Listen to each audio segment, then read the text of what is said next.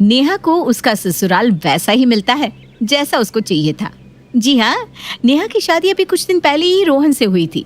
शादी के बाद नेहा घर की सारी जिम्मेदारियां संभाल लेती है। नेहा थी तो सद्गुणी, लेकिन नेहा के अंदर काफी बचपना था। ऐसे ही एक दिन नेहा की सास सुमित्रा कहती है, नेहा बहू, शाम के 4 बज गए हैं, जरा चाय तो पिला दे। बिना चाय के ऐसा लगता है पूरे शरीर में आलस ही आलस फैल रहा है। मम्मी जी, अभी दोपहर में ही तो आपने चाय पी थी और फिर अभी आप चाय मांग रही हैं। अगर आप इतनी चाय पीती रहेंगी ना तो आपको शुगर के पास जाने से कोई नहीं रोक सकता। शुगर के पास? और नहीं तो क्या, शुगर के पास। अभी देखो, आपका शरीर बिल्कुल फिट है, लेकिन अगर आप ज्यादा मीठी चीज लोगी तो आपके अंदर शुगर की मात्रा बढ़ जाएगी और आपको शुगर हो जाएगा। इसलिए इतनी चाय पीना सही नहीं है। हे भगवान, बहू तेरा ये बचपना कब खत्म होगा? ऐसा कुछ नहीं होता चाय पीने से, शुगर लेवल नहीं बढ़ता। अब जाकर चाय लेकर आ जा, नहीं तो मुझे खुद बनाना पड़ेगा। सुमित्रा की बात सुनकर नेहा वहां से चाय बनाने के लिए चली जाती है और कुछ देर बाद चाय बनाकर अपनी सास को देती है। लीजिए, पी लीजिए चाय, लेकिन हाँ, अगर आपको कोई भी दिक्कत हुई ना तो फिर मुझे मत बोलना कि मेरी वजह से कुछ हुआ है। नेहा की बात सुनकर सुमित्रा अपने सर पर हाथ रख लेती है और वहां से उठकर चली जाती है। शाम को जब नेहा खाना बनाने जाती है तब सुमित्रा नेहा से कहती है, बहू, आज खाने में क्या बनेगा ये क्यों नहीं पूछा मुझसे? वो इसलिए माँ जी, क्योंकि मुझे पता है आज खाने में क्या बनेगा। वैसे भी अब घर में एक ही खाना डेली बनेगा, तो मुझे अंदाजा तो लग ही जाएगा कि रात को क्या बनेगा और दिन में क्या बनना है। वो तो ठीक है, लेकिन अब तो बता दे कि क्या बना रही हो। दाल, चावल, आलू की सब्जी और रोटी। जिसको रोटी सब्जी खानी होगी वो रोटी सब्जी खा लेगा और जिसे दाल चावल खाने होंगे वो दाल चावल खा लेगा। अरे बहू, दाल चावल आज खाने का मन बिल्कुल नहीं है। क्यों ना आज घर में बढ़िया सा अच्छा सा कुछ बनाए, जैसे पनीर टिक्का या पनीर की सब्जी। माँ जी, इतना सब कुछ घर में कैसे बनाएंगे हम लोग? एक काम करते हैं, क्यों ना हम आज का खाना बाहर से ही मंगवा लें। अगर आज बाहर से खाना आएगा तो मुझे भी रेस्ट मिल जाएगा और खाना भी अच्छा हो जाएगा। हाँ, बात तो तू सही कह रही है, लेकिन सिर्फ आज के लिए। हाँ, क्योंकि कल से तेरे ससुर जी घर आ रहे हैं, उन्हें बाहर का खाना बिल्कुल पसंद नहीं है। हाँ, तो ससुर जी के सामने कौन बाहर का खाएगा? अरे उनके लिए तो मैं देसी खाना बना दूंगी, वो भी अपने हाथों से। नेहा की सास बाहर के खाने के लिए मान जाती है और अपने बेटे रोहन को फोन करके बाहर से कुछ लाने को कह देती है और कुछ घंटे बाद वो सब एक साथ हंसी ठिठोली करते हुए खाना खाते हैं। आज की रात तो बड़े ही शांति और हंसी मजाक के साथ बीत जाती है। पर क्या आने वाला समय ऐसा ही रहेगा? इस बात से अनजान थी सुमित्रा। नेहा के ससुर जी काफी स्ट्रिक्ट है, इसलिए नेहा अपने ससुर के लिए अगले दिन खाना बनाकर तैयार रखती है और जैसे ही ससुर जी घर आते हैं तो कुछ घंटे बाद सभी लोग खाने के टेबल पर बैठकर खाना खाते हैं। सभी खाना खा रहे थे, तभी नेहा बीच में खाते वक्त बोलती है, और सब्जी कितनी टेस्टी लग रही है ना मम्मी जी। नेहा के मुंह से आवाज निकलती नहीं कि घर की सभी लोग उसकी तरफ देखने लगते हैं। ये देखकर नेहा हैरानी से सभी से कहती है, क्यों, क्या हो गया? मैंने ऐसा भी क्या बोल दिया जो आप सब मुझे इस तरह से घूर रहे हो? नेहा की बात सुनकर राम, यानी कि नेहा का ससुर, उसकी बात का जवाब देता है, वह इसलिए बहू क्योंकि खाना खाते वक्त बात नहीं की जाती। सुमित्रा, तुमने बहू को समझाया नहीं कि खाते वक्त बात नहीं करते? वो बहू अभी नई आई है ना, और अभी उसके अंदर बचपना भी है, लेकिन आप चिंता मत कीजिए, मैं उसे समझा दूंगी यहाँ के नियम। पर पापा जी, क्यों खाते वक्त बात नहीं करते? ये कहाँ का नियम है? अरे बहू चुप हो जा, मैं तुझे सब बता दूंगी, अभी चुपचाप खाना खा। अपनी सास की बात सुनकर नेहा चुपचाप खाना खाने लगती है और कुछ देर बाद सभी अपने कमरे में सोने के लिए चले जाते हैं। नेहा भी अपने कमरे में अपने पति के साथ बैठी थी। रोहन जी, मैंने ऐसी भी क्या गलती कर दी जो पापा ने मुझे ऐसा बोला कि खाते वक्त बात मत करो? और यहाँ के ऐसे कौन से नियम है जो मुझे नहीं पता? नेहा, पापा खाते वक्त बात नहीं करते और उन्हें यह भी पसंद नहीं कि उनके सामने कोई फालतू बोले, वो भी खाते वक्त।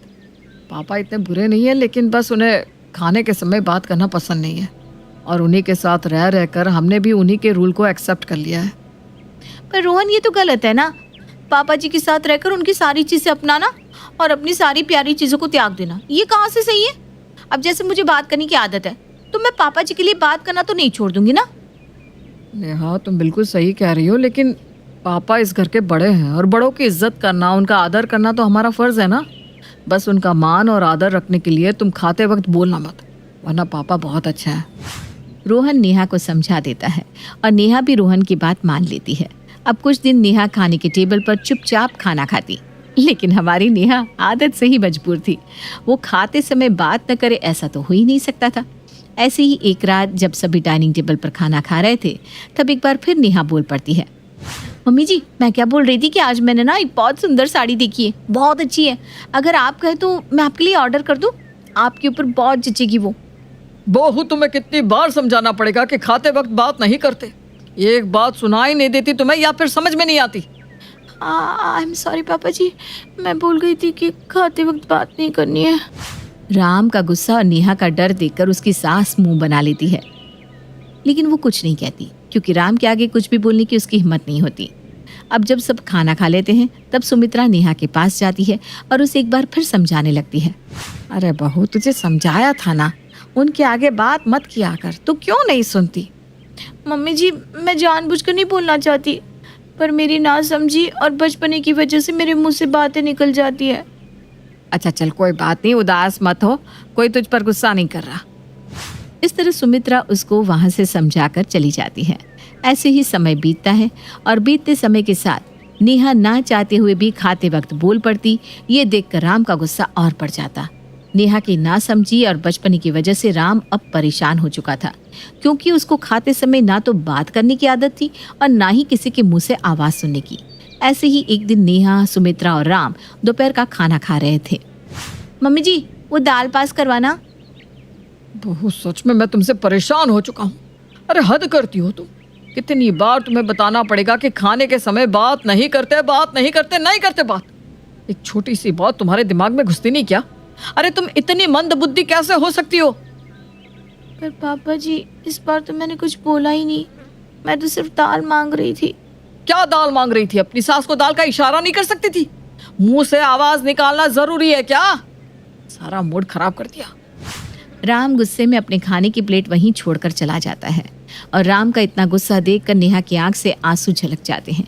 उसके आंसू रुकने का नाम ही नहीं ले रहे थे। उसको इस तरह रोता देख सुमित्रा उसको संभालती है। अरे बहू, तू क्यों रो रही है? तू जानती है ना तेरे ससुर को, उनकी आदत है चिल्लाने की, तो उनकी बातों को दिल पर मत ले। नहीं मम्मी जी, पापा जी सही कह रहे थे, शायद मैं ही मंदबुद्धि हूँ, तभी मुझे उनकी एक छोटी सी बात भी समझ में नहीं आती। इतना बोलकर नेहा वहां से चली जाती है और वो भी ठान लेती है कि अब वो घर में बिल्कुल शांत रहा करेगी। वो अपने बचपने को छोड़कर मैच्योर बनेगी और वो अब करती भी कुछ ऐसा ही है। समय बीतता है और बीतते समय के साथ नेहा चुप्पी साध लेती है। कोई उसको कुछ भी कहता तो वो चुपचाप उस काम को कर देती। साथ ही वो अब किसी की भी बातों का कोई भी जवाब नहीं देती थी। इस तरह नेहा अपने ससुराल में अपने बचपने को भूल जाती है और एक संस्कारी बहू बनकर रह जाती है। ज्योति और निमेश की शादी को 10 साल हो गए हैं, लेकिन उनकी अभी तक कोई संतान नहीं हुई, जिसकी वजह से उनके घर में हमेशा क्लेश लगी रहती है। ज्योति की सास सुमन तो हर समय उससे लड़ती रहती है। सुमन किसी भी तरह बस अपने घर में संतान चाहती है। एक दिन सुमन ज्योति से कहती है, बहू, मुझे सामने वाली पड़ोसन ने एक टोटका बताया है। उसकी बहन की बेटी के भी कोई बच्चा नहीं हो रहा था, उसने भी यही टोटका किया। साल भर में उसकी गोद भर गई।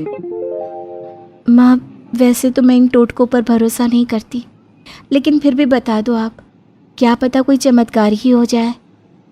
देख बहू, तुझे रोज सुबह सोने से पहले 4 लौंग और 4 इलायची अपने और निमेश के सिरहाने रखकर सोना है और सुबह होते ही उस चौराहे पर फेंक देना है। कुछ दिन इस टोटके को कर, पक्का हमारे आंगन में भी एक फूल खिलेगा। ज्योति एक पढ़ी लिखी समझदार लड़की थी, इसलिए वो इन बातों को नहीं मानती है, लेकिन माँ बनने की चाहत में उसे ऐसे अंधविश्वास वाले टोटकों को भी करना पड़ा। लेकिन ज्योति को इसमें भी कोई कामयाबी नहीं मिली। हार कर सुमन अपनी बहू को एक पहुंचे हुए साधु बाबा के पास ले जाने के लिए कहती है।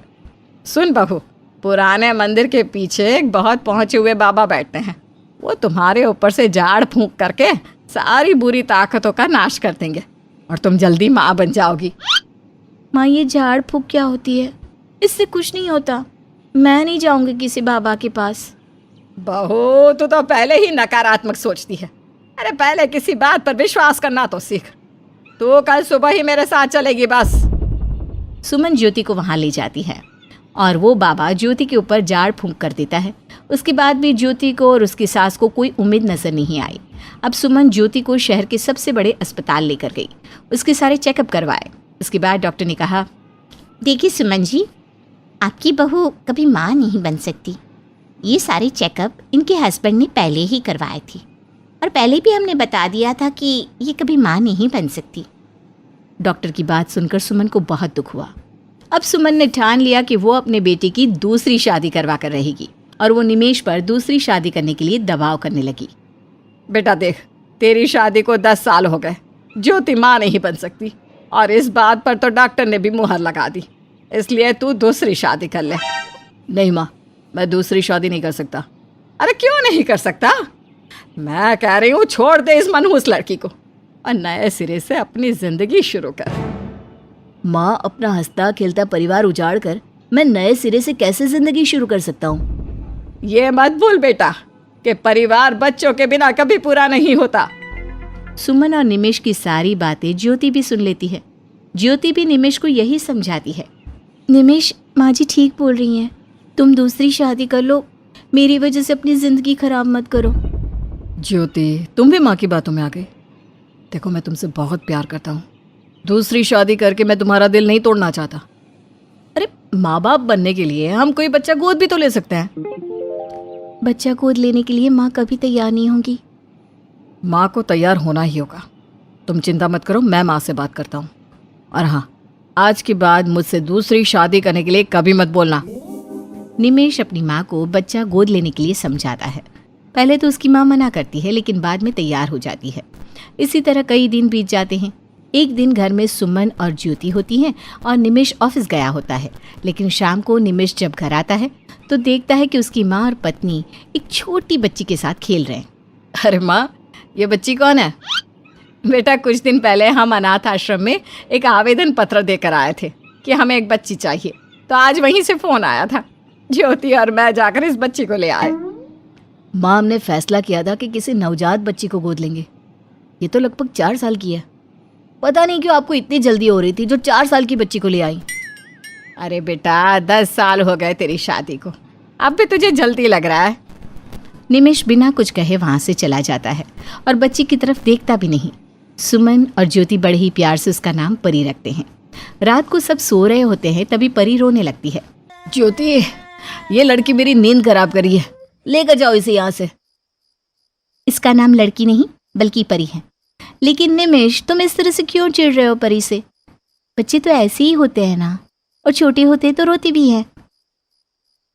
देखो ज्योति, तुम्हें जगना है तो जगो इसके साथ पूरी रात। मुझे कल ऑफिस जाना है, मुझे सोने दो और प्लीज इसे ले जाओ यहाँ से।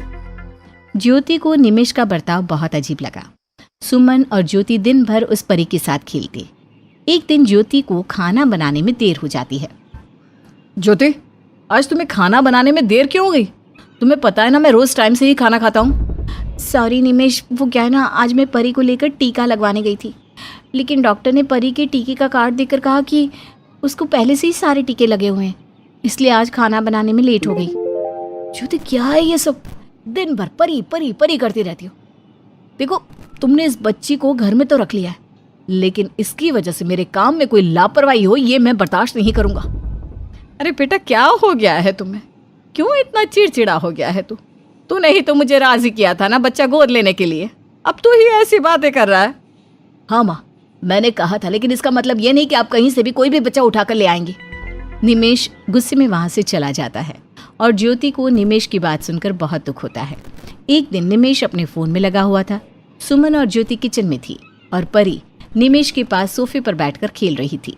परी गिरने वाली थी, तभी ज्योति ने उसे बचा लिया। निमेश, क्या है ये सब? परी बिल्कुल तुम्हारे बराबर में बैठी है, ये गिरने वाली थी और तुम्हारा ध्यान भी नहीं है इसके ऊपर। तो क्या हुआ? इतना क्यों बोल रही हो? गिरी तो नहीं ना? निमेश, ये क्या बात हुई? गिरी तो नहीं ना? अरे बेटा, ये छोटी सी बच्ची है, इसको गहरी चोट भी लग सकती थी। माँ, लग जाती तो लग जाती, मैंने इसे बचाने का कोई ठेका नहीं ले रखा। जब से घर में आई है आफत बन गई है। ये सुनते ही सुमन निमेश को एक जोरदार थप्पड़ मारते हुए कहती है, नालायक, अपनी ही बेटी को आफत कह रहा है तू? शर्म नहीं आती तुझे? आफत ये नहीं, तू है। माँ जी चुप हो जाइए। नहीं बहू, अब मैं चुप नहीं होने वाली। ये परी कोई और नहीं, तेरी ही बेटी है। हेमा को जानता है ना तू? जो मुंबई में रहती थी। माँ, आप हेमा को कैसे जानती हो? वो कहाँ मिली आपको? ये बच्ची उसी हेमा और तेरी है जिसे तू 4 साल पहले मुंबई में छोड़ाया था। ये बच्ची हम किसी अनाथ आश्रम से नहीं लाए, ये उसी ने हमें दी है। और ये भी बताया कि तूने कैसे उसे धोखा दिया। मैं तो इस बारे में तुझसे उसी दिन बात करने वाली थी, लेकिन बहू ने मुझसे मना कर दिया। ना उसने तुझसे कुछ पूछा, ना मुझे कुछ कहने दिया। ज्योति, तुम्हें सब कुछ पता था हेमा के बारे में, लेकिन तुमने मुझसे कुछ कहा क्यों नहीं? क्योंकि जब माँ आपसे दूसरी शादी करने के लिए कह रही थी तब आपने शादी करने से मना कर दिया था। बच्चा ना होने की वजह से सब मेरे खिलाफ हो गए थे, लेकिन सिर्फ आपने मेरा साथ दिया। लेकिन आपने हेमा के साथ अच्छा नहीं किया और आप अपनी बेटी के साथ भी गलत कर रहे हो। मैं जानता हूँ ज्योति, मुझे उस बात का बहुत पछतावा है। मैं हेमा से माफ़ी मांग लूँगा, लेकिन उससे पहले तुम मुझे माफ़ कर दो। माँ, आप भी मुझे माफ़ कर दो। निमेश सबसे माफ़ी मांग लेता है और परी को गोद में उठाकर बहुत प्यार करता है। उसके बाद परी भी उनके परिवार का हिस्सा बन जाती है। सुमन, ज्योति और निमेश खुशी खुशी अपना जीवन बिताते हैं। साथ ही निमेश लगातार हेमा को खोजता है कि कहीं वो उसे मिल जाए और वो उससे भी माफ़ी मांग सके। मैंने कहा था ना तुमसे, मुझे दूसरा बच्चा नहीं चाहिए, लेकिन तब तो तुम्हें एक कंप्लीट फैमिली चाहिए थी। और अब जब 2 बच्चे हो गए हैं तो तुम उनकी कितनी केयर कर रहे हो बताओगे मुझे? बंटी के स्कूल से लगातार नोटिस आ रहे हैं और तुम तो अपने काम में इतने बिजी हो कि बच्चों के स्कूल से आते नोटिस पढ़ लेना भी जरूरी नहीं समझते। अरे भाई, तुमने देख लिया ना मैसेज। आई नो तुमने टैकल कर लिया होगा। इतना हाइपर क्यों हो रही हो? क्योंकि सिर्फ तुम जॉब नहीं करते हो अभी, मैं भी करती हूँ। घर, बच्चे, ऑफिस सब मेरी ही जिम्मेदारी है। तुम्हारा क्या कंट्रीब्यूशन है इन सब में? देखो, मैं तुमसे कोई बहस नहीं कर सकती। सीधी बात सुनो, मैं अब और बर्दाश्त नहीं कर सकती। अगर तुम्हारे पास बच्चों के लिए समय नहीं है तो तुम इन्हें हॉस्टल में डाल दो। मुझे भी थोड़ा अपनी जॉब पर कॉन्सेंट्रेट करने का मौका मिलेगा और मैंने बहुत मेहनत की है यहाँ तक पहुँचने में। मैं अब अपने करियर के साथ कॉम्प्रोमाइज नहीं कर सकती।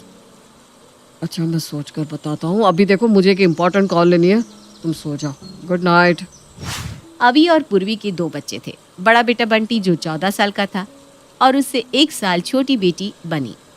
पति पत्नी दोनों ही अच्छे कॉर्पोरेट जॉब में थे। घर में पैसों की तो कमी नहीं थी, लेकिन समय वो किसी के पास नहीं था। इतना भी नहीं कि कभी अपने बच्चों को गोद में प्यार से बिठा सके। अभी घर की सभी जिम्मेदारियों से दूर रहता था। बच्चे अब बड़े हो रहे थे और बेटा बंटी पिता के इग्नोरेंस का गलत फायदा उठाकर अब स्कूल में स्टूडेंट्स और बाकी टीचर्स के साथ धीरे धीरे बदसलूकी पर उतर आया था। बस इसी बात से परेशान होकर पूर्वी बंटी को हॉस्टल भेजने के लिए कह रही थी। 2 दिन बाद देखो पूर्वी, बंटी पहले ही जिद्दी हो गया है। अगर इस समय हमने उसे हॉस्टल छोड़ा तो शायद वो हमसे हमेशा के लिए दूर हो जाएगा। इस समय उसे प्यार और अपनेपन की ज़रूरत है। इसलिए मैंने एक उपाय सोचा है। गांव से माँ को यहाँ बुला लेता हूँ। हम दोनों की गैर मौजूदगी में माँ बच्चों की देखभाल भी करेगी और उन पर नज़र भी रखेगी। आइडिया तो बुरा नहीं है, लेकिन क्या माँ जी आएंगी? कोशिश करता हूँ। अविनाश अपनी माँ को बच्चों की परेशानी बताता है। बेटा, अगर तू इतना ही कह रहा है तो मैं ज़रूर आऊँगी। वैसे भी जब तक मैं जिंदा हूँ मेरा पोता ऐसे अकेले हॉस्टल में जाकर नहीं रहेगा। तो फिर आप फटाफट शहर आने की तैयारी कर लीजिए माँ। बेटी के कहने पर अगले ही सप्ताह अविनाश की माँ शहर आ जाती है। अभी बेटा, तुम बिल्कुल भी चिंता मत करना। मैं अपने पोते का बहुत अच्छे से ख्याल रखूंगी।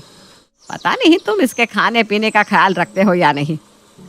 सूख कर कैसे छुआरा हो गया है मेरा बच्चा। अब मैं आ गई हूँ ना, खिला पिला कर बिल्कुल मोटा ताज़ा कर दूंगी अपने पोते को। क्या दादी, आप जब से आई हैं बस भैया की बात कर रही हैं? आप मुझे प्यार नहीं करेंगी क्या?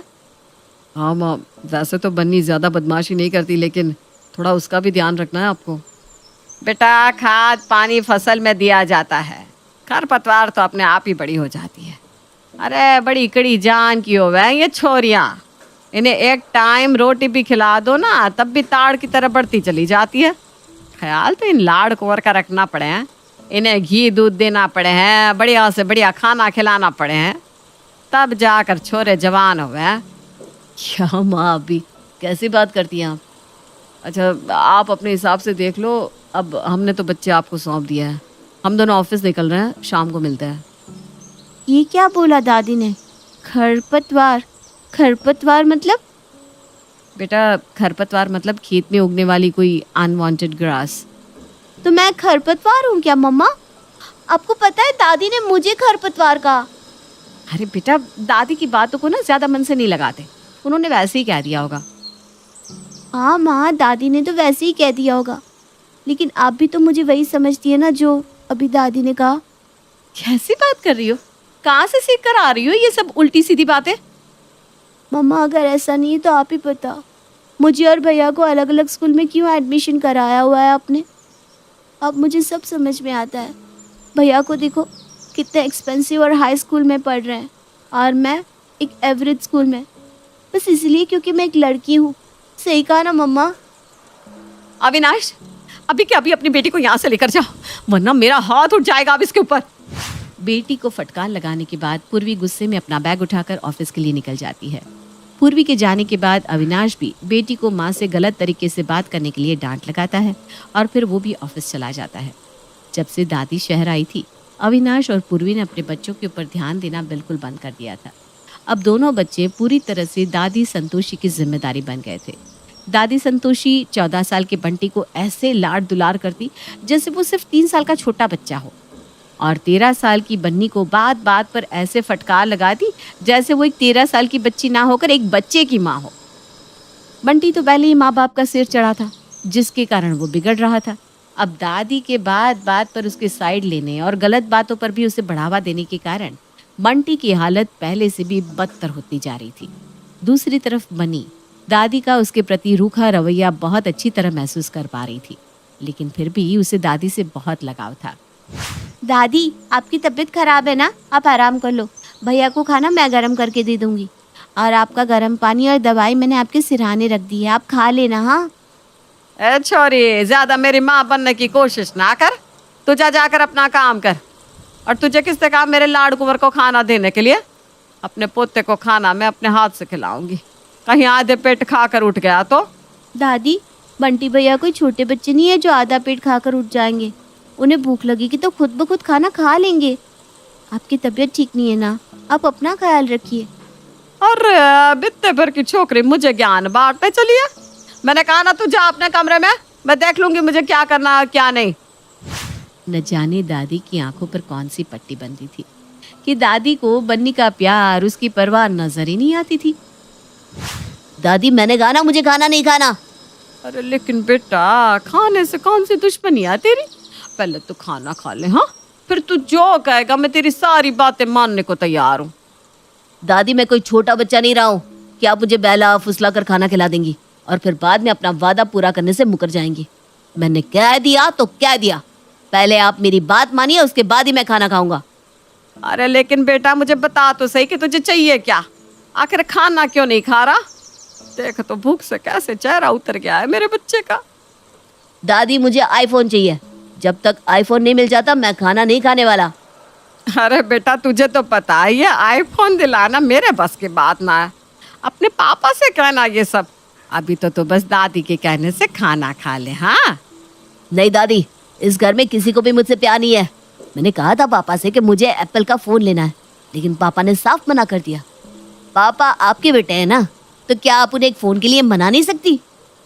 भैया अभी 3 महीने पहले ही तो आपने 30,000 का फ़ोन खरीदा, अब एप्पल फ़ोन की आपको ऐसी क्या ज़रूरत है?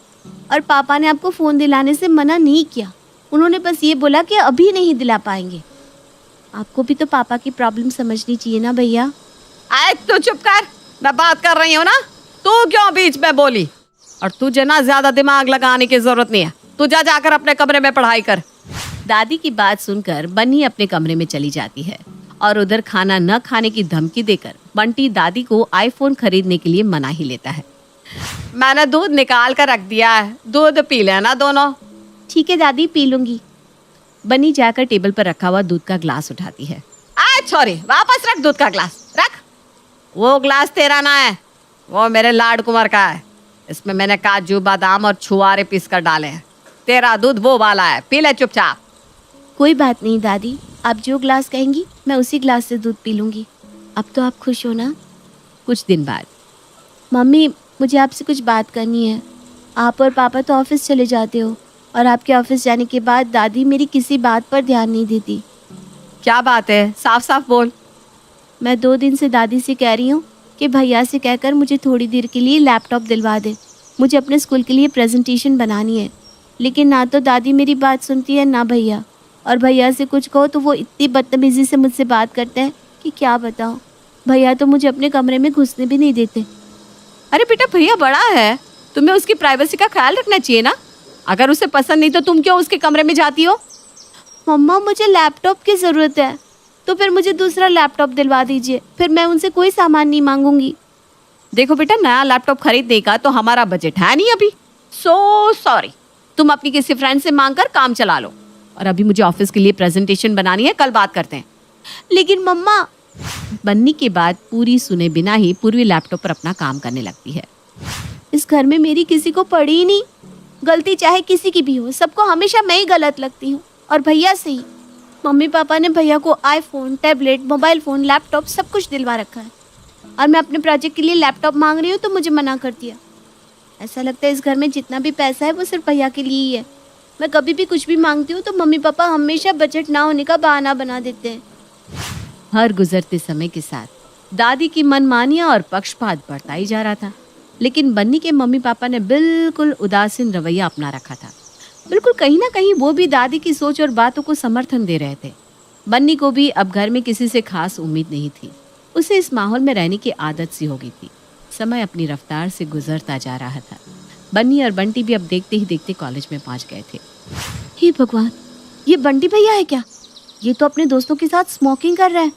ये तो गलत बात है, मुझे भैया से बात करनी चाहिए। थोड़ी देर बाद जब बंटी घर पहुंचता है तो बन्नी उसे स्मोकिंग के बारे में पूछती है। भैया, आज मैंने आपको कॉलेज में स्मोकिंग करते हुए देखा था। आपको पता है अगर पापा को ये सब पता चलेगा तो उन्हें कितना बुरा लगेगा? ए चुया, ज्यादा बकबक मत कर और जाकर अपने कमरे में बैठ, वरना मैं पापा को पता नहीं क्या क्या बता दूंगा। लेकिन आप पापा को क्या बता देंगे? गलती आपने की और उल्टा आप मुझे धमका रहे हैं। आप प्रॉमिस करिए कि आप आज के बाद कभी भी स्मोकिंग नहीं करेंगे, वरना मैं सीरियसली पापा को बता दूंगी। अच्छा, जा जाकर बता दे, मैं किसी से नहीं डरता। बंटी की बात सुनकर बन्नी को बहुत हैरानी होती है। शाम को जब पापा घर आते हैं तो बन्नी पापा को बंटी की खराब आदतों के बारे में बताती है। पापा, बंटी भैया मेरे बड़े भाई हैं। मैं नहीं चाहती कि उनकी लाइफ में कुछ भी ऐसा वैसा हो, इसलिए मैं आपको पहले से अलर्ट कर रही हूँ। भैया कॉलेज में बहुत बिगड़े हुए लड़कों के साथ घूमते हैं। मैंने उन्हें कई बार स्मोकिंग करते हुए भी देखा है। इतना ही नहीं, 2 दिन पहले तो वो कॉलेज कैंटीन में बैठकर क्लासेस बंक कर रहे थे। और पापा वो बैटिंग भी करते हैं। बैटिंग? हाँ पापा, सट्टेबाजी, यानी कि पैसों पर शर्त लगाना, और फिर जो शर्त जीतता है वो उन पैसों से सबको शराब पिलाता है। मुझे अपने बेटे पर पूरा भरोसा है। जवान लड़का है, कभी कभार यार दोस्तों में सभी लड़के इस तरह की मस्ती मजाक करते हैं, लेकिन इसका मतलब ये नहीं कि बंटी आवारा हो गया है या हमारे हाथ से बाहर निकल गया है। तुम्हें अपने भाई के बारे में इस तरह की बातें करने से पहले 100 बार सोचना चाहिए था। अरे तुम उसकी बहन होकर उसके बारे में इतना गलत सोच भी कैसे सकती हो? पापा, आप मुझे गलत समझ रहे हैं। आपने वो नहीं देखा जो मैंने देखा है। मैंने जो भी कहा भैया की भलाई के लिए कहा है, ताकि आपकी मर्जी है, आप देख लीजिए। दादी ने बंटी को बता दिया था कि बन्नी ने घर में उसकी शिकायत कर दी है। जिस दिन से बंटी को ये बात पता चली थी वो बन्नी का और भी ज्यादा दुश्मन बन गया था। अब तो उसके घर से बाहर निकलने और कहीं पर भी आने जाने पर रोक टोक करने लगा था। एक दिन, कहाँ जा रही हो बन्नी, और ये कैसी ड्रेस पहन रखी है तुमने? आज मेरी फ्रेंड का बर्थडे है भैया, और मैंने कैसी ड्रेस पहन रखी है? जीन्स टॉप ही तो पहना हुआ है। आपको मेरी ड्रेस से कुछ प्रॉब्लम है क्या? वैसे तो तुम संस्कार की बहुत बड़ी बड़ी बातें करती हो। संस्कारी लड़कियां ऐसे कपड़े पहनती है क्या? जाओ, जाकर सलवार कमीज पहनो। ये क्या तानाशाही है भैया? मेरा जो मन करेगा मैं वही पहनूंगी, और मैंने कोई गलत कपड़े नहीं पहने हैं। ए छोरी, बड़े भाई की बात सुनना सीख। बंटी जो कह रहा है वो बिल्कुल ठीक है। पहली बात तो ये आवारा लड़कियों की तरह दोस्तों के साथ जन्मदिन मनाने का हमारे यहाँ कोई चलन ना है।